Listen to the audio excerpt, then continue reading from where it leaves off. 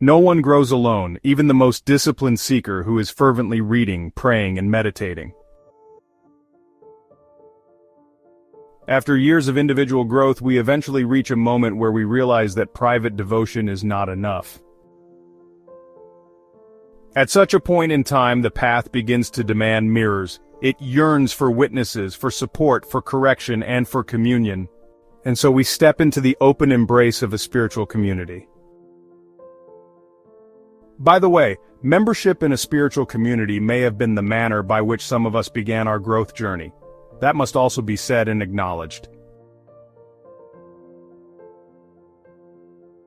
Regardless of the time or manner by which it happened, we join these circles, be they sanghas, retreats, group chats, lodges, or churches, not just for social companionship, but because deep down, we know our evolution accelerates in sacred company.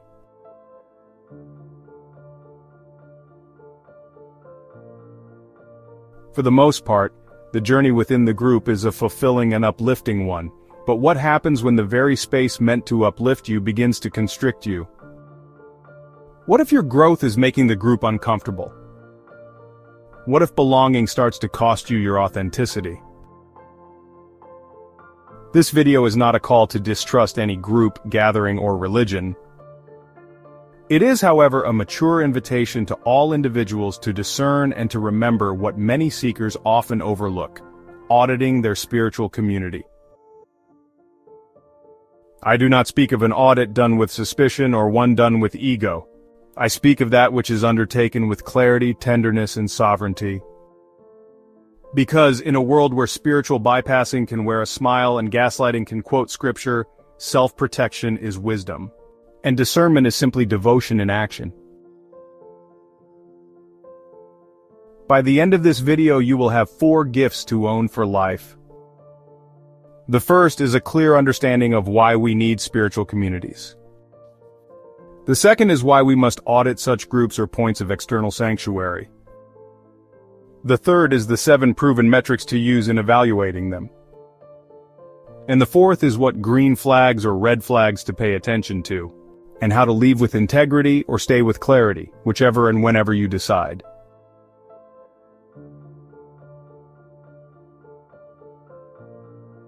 Why do we need a periodic spiritual stocktake of the spiritual groups where we invest our time and energy? The answer is simple. Spiritual growth is not a straight line. It spirals, climbs, dives, and re-emerges. Thus, at every new stage of awakening, your needs shift. And what fed you once may now deplete you. What once challenged you might now coddle you. And what felt like divine alignment may now feel like energetic noise. Yet few of us are taught to pause and ask, is my spiritual circle still aligned with my current evolution? Does this community support sovereignty or dependency? Are we growing together or outgrowing each other? Where does this space reflect my highest self? Where does it subtly shame, shrink, or silence me? Where am I showing up from loyalty to a human being instead of alignment with divine will?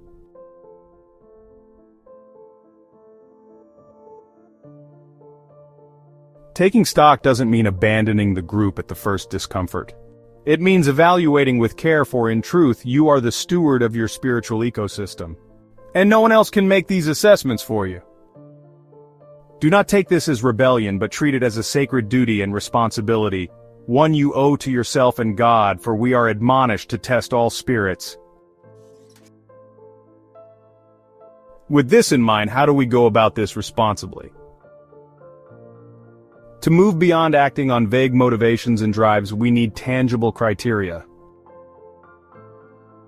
And with this in mind, I now give you 7 powerful lenses through which to examine the health of your spiritual environment. 1. Is there freedom to question? Can you challenge ideas without fear of shame or exile? A healthy spiritual community welcomes inquiry. It doesn't confuse doubt with disobedience. 2. Is there humility in leadership? Do your leaders admit mistakes? Do they model ongoing learning? Or do they portray themselves as unquestionable vessels of truth? 3. Is there service over performance? Is the emphasis on real transformation or curated appearances? Are messages lived out in daily service or just spoken from podiums? 4. Is there respect for diversity of thought and background? Are differing viewpoints honored? Is inclusion lived or simply quoted in marketing materials? 5. Is there an atmosphere of vulnerability and realness? Do people share their actual struggles? Or is there a spiritual persona everyone feels pressured to uphold? 6. Is there a culture of emotional safety? Is there room for grief, anger, and confusion, or just good vibes only? Genuine spiritual spaces make space for the whole human experience. And 7. Is there encouragement of sovereignty? Does the community empower you to connect directly with the divine or keep positioning itself as the only bridge?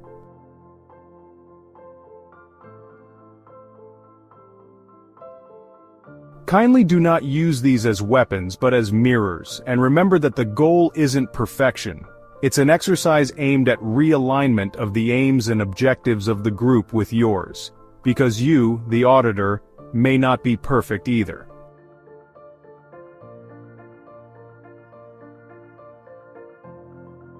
So how do you interpret your feedback? Your results will fall into two broad categories, with an allowance for overlap anyway. There will be red flags and green flags. Here are some green flags that indicate your community is really serving your evolution. You feel more you after gatherings, not more performative, more obedient, or more confused. There's room for disagreement, because differing views are met with curiosity, not correction. Leaders model humanity and frailties. They share their own growth edges and don't hide behind dogma. There's laughter, not just solemnity, because genuine joy is a sign of good spiritual health. Healing is embodied, not performative. People walk their talk. And when they stumble, they say so and receive support for redemption from the community. Like an ideal parent to a child under its care, a healthy spiritual space doesn't make you dependent on it. It equips you to grow beyond it, so your community should not feel like a rope around your neck, but a trampoline you bounce higher and higher from.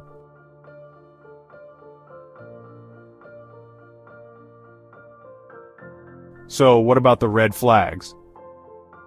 While we agree that not every discomfort in a community is a sign to leave, growth in groups like we are about to describe often feels uncomfortable or sometimes downright impossible. Here are some clear indicators that the community you once needed may now be limiting or even harming your evolution. We will list them numerically, like we did for the green flags. There are 3 main ones, but these core points may have subtler branches, so keep an open mind. 1. If your questions are consistently met with defensiveness or guilt-tripping, or you feel emotionally smaller or more confused after most interactions. 2. If your individuality is labeled as ego, resistance, or rebellion, or there's a subtle culture of comparison, perfection, or spiritual elitism. Or you feel like you have to hide parts of your real life or your real self, then these are red flags. 3. If these experiences become patterns rather than isolated moments, your nervous system will begin to tighten around the very place that once offered expansion. And when your nervous system is constricted, your soul just can't speak or unfold freely, and it may be time to leave. Remember, a healthy community should help you listen more deeply to yourself, not replace your inner voice with someone else's.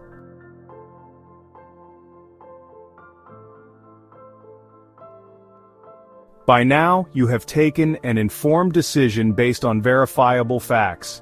But the initial goal of this audit isn't to inspire a mass exodus, it's really to invite realignment. Some communities may just need honest feedback, not abandonment, in order to adapt themselves to the aims and objectives that brought you there in the first instance. So let that mindset be your first focus. Contrary to your best intentions, and no matter what you do, other communities may require a courageous exit, especially when stubborn ego types drown out the voices of reason and honest improvement.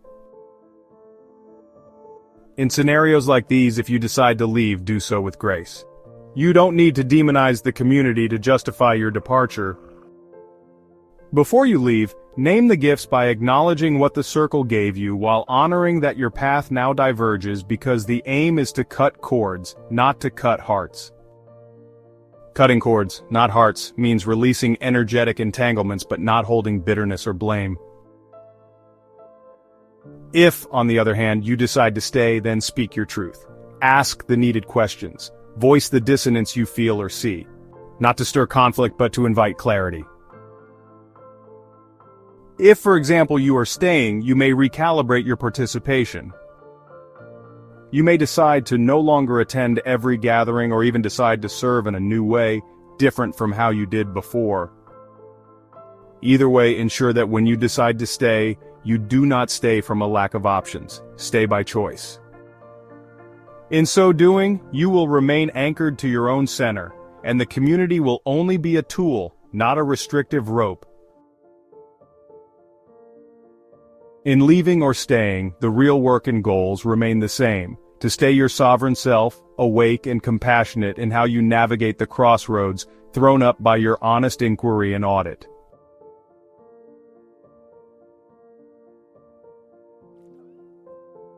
The paradox of the spiritual path is this: we are wired for community, and yet we must walk parts of the road utterly alone.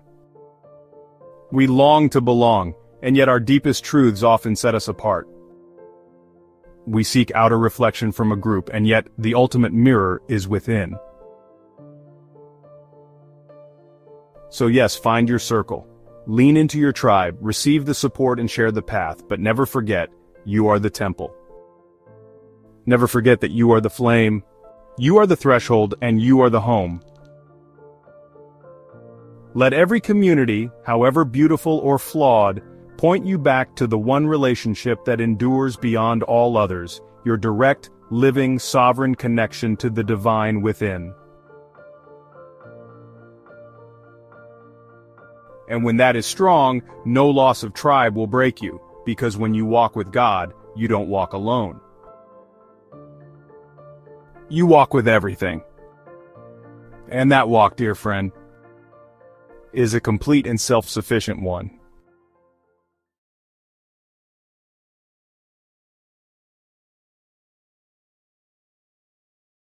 Like and subscribe if you found value in this presentation, and keep on being the earthly ripple of divine love as you remain blessed and renewed on all levels.